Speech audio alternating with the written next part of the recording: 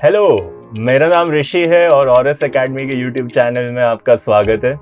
मेरे साथ लवेश मोटियानी बैठे हुए हैं आज, जो हमारी वीडियो सीरीज चल रही है टॉपर्स ऑफ जेई 2023 में लोवेश मोटियानी की बहुत बढ़िया रैंक आई है ऑरस एकेडमी में पढ़ते हुए। तो welcome to the channel Lavesh. Hello. So Lavesh, क्या हम लोग स्टार्ट करते हैं? आप ऑडियंस को अपनी रैंक भी बताइए, जेई मेंस और जेई एडवांस में कैसा रहा आपका परफॉर्मेंस? श्योर।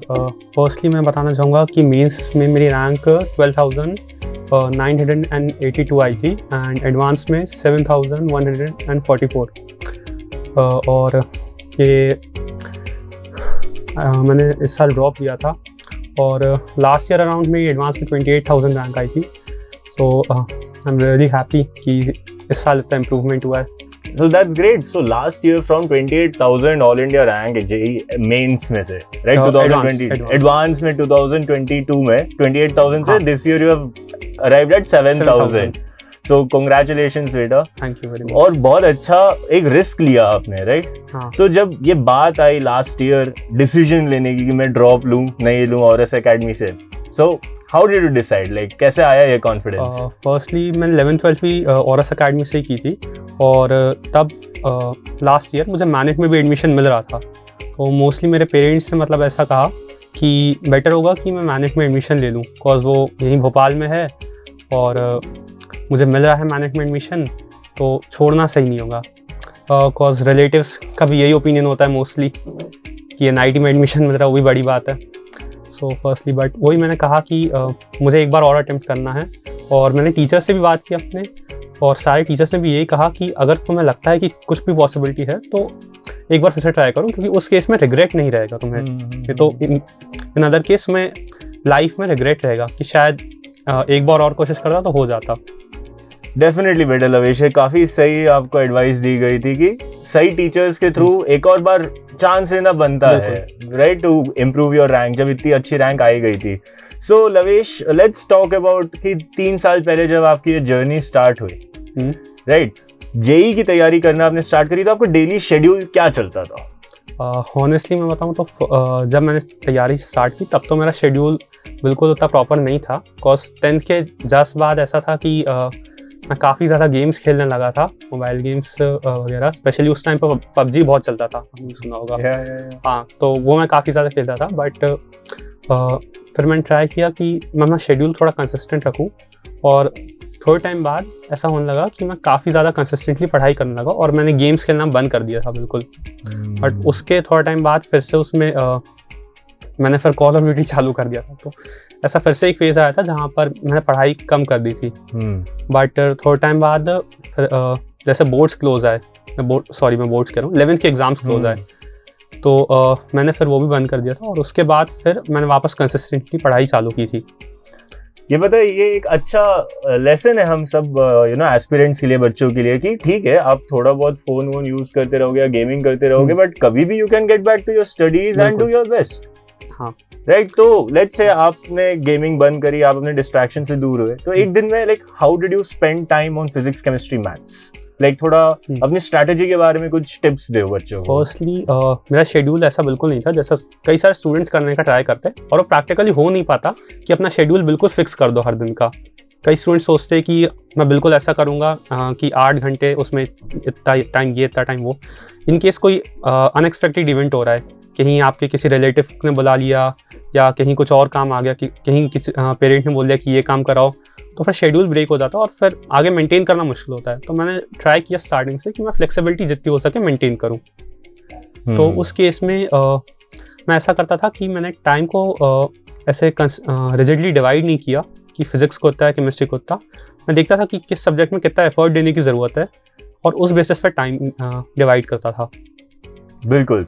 तो सो लेट्स से कि आपने 11th स्टैंडर्ड से तैयारी शुरू करी, तो आपका शेड्यूल क्या होता था? आप सुबह कोचिंग करते थे, शाम को कोचिंग करते थे, कब पढ़ाई करते थे, कुछ ऐसा? हाँ, सबसे पहले मैं अराउंड 7-8 बजे उठ जाया करता था सुबह। बट ये चीज़ ऐसी है जो हर स्टूडेंट के लिए अलग होती है। डेफिनेटली। तो ये डेफिनेटली ऐसी चीज़ है जो आपको किसी और से कॉपी करने की ज़रूरत नहीं है। उसके बाद सुबह पढ़ाई की, नाश्ता किया, फिर मैं भी एक छोटा सा ब्रेक लिया, कुछ उसमें गाने सुन लिया या फिर मैं भी थोड़ा बहुत बाहर घूम लिया।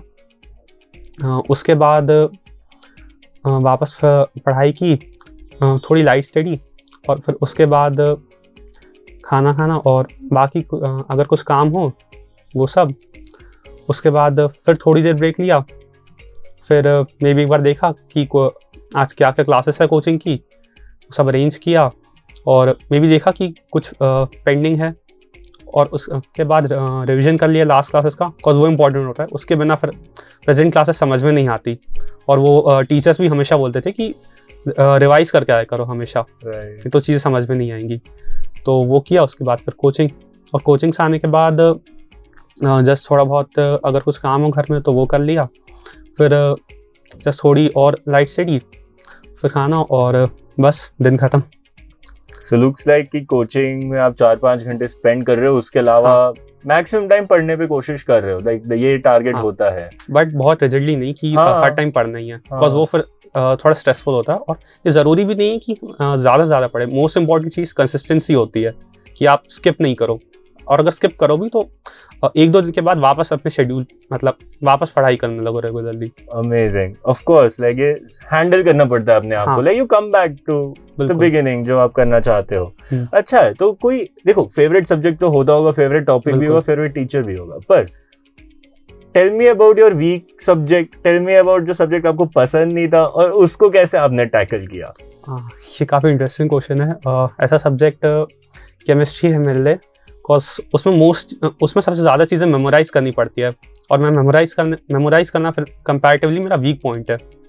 तो केमिस्ट्री के लिए मैंने ऐसा किया था कि इनऑर्गेनिक मोस्टली पहले तो NCERT पढ़ी जितना हो सके, बट उसके बाद भी ऐसा होता था मैं कई बार चीज़ें भूल जाता था।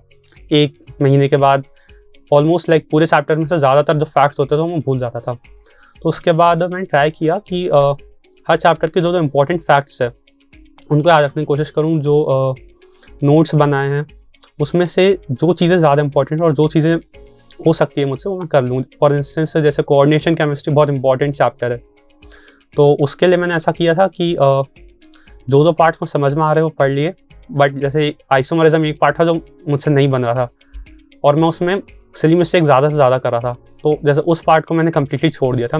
बट मैं एडवाइस नहीं करूँगा कि वैसा करना चाहिए, बट उसमें काफ़ी ज़्यादा एफर्ट लग रहा था मुझे, तो इसलिए मैंने उसे लीव कर दिया। काफ़ी अच्छा सजेशन है जो आप बोल रहे हैं कि कैसे पढ़ना है। कभी कभी कुछ टॉपिक्स छोड़ भी दो, हाँ ठीक है, बिकॉज वो वर्थ इट नहीं होता, टाइम उनमें ज़्यादा कंज्यूम हो जाता है और इतना रिजल्ट नहीं दे पाता है। आई मीन पॉसिबिलिटी है कि उसमें से एक क्वेश्चन आए या नहीं आए, और उसके अलावा उस टाइम में आप कुछ ऐसा पढ़ सकते हो जिससे ऑलमोस्ट डेफिनेट है कि क्वेश्चन आएगा। बिल्कुल बिल्कुल। So just one last question Lavesh, so आप ड्रॉप लेके ये किए हैं, कुछ स्पेसिफिक एडवाइस या कुछ ऑब्जर्वेशन कि ड्रॉप के पहले और ड्रॉप के टाइम प्रिपरेशन में आपने क्या चेंज किया जिससे ये आपने अचीव किया फिर रैंक? फर्स्टली ड्रॉप के पहले वाली जो प्रिपरेशन थी उसमें कोविड जो था वो एक काफ़ी बड़ा फैक्टर था सभी के लिए, क्योंकि उस टाइम पे जो ट्रांजेक्शन्स रहे ऑनलाइन ऑफलाइन, तो उसकी वजह से काफ़ी दिक्कत आई थी। और ड्रॉप के बाद ये ट्रांजेक्शन्स बंद हो गए, तो वो एक बड़ा फैक्टर रहा। इसके अलावा मैंने स्पेशली ये किया कि ड्रॉप के पहले जो था मेरी कंसिस्टेंसी उतनी नहीं थी, और ड्रॉप के बाद मैंने ट्राई किया कि मैं और ज़्यादा कंसिस्टेंट रह सकूं। और इसके अलावा